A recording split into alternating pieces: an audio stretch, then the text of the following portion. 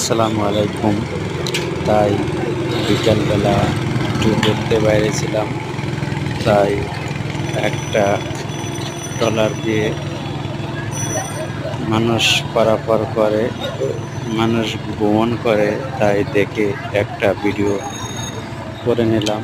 তাই অবশ্যই কেমন আছেন জানাবেন ইনশাআল্লাহ।